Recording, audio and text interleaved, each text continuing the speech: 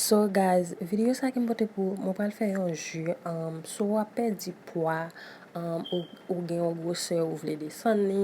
Mwen itilize konkombe, mwen itilize seleri, kaot, e mwen itilize gingembre tout, ki vreman bon. So pafwa la ma mix tout bagay ansam, mwen blende jus an. Lem fini mwen pral koule li normalman. Sa la mwen gen sucre, mwen gen essence pour mettre dans jus an. Ça mwen gen tan fin koule jus an gaz, men jus an. So mwen pa mette sirop miel, mwen pa remen ni, mwen plus remen na sucre. So ça c'est blender a mwen te blender jus an.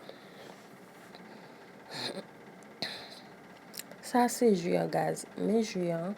Mwen just mette yon ti sucre et puis mwen mette li glacé dans frigidaire pour 30 à 40 minutes bien frais. So et puis mwen boire. So juste ça vraiment bon gaz.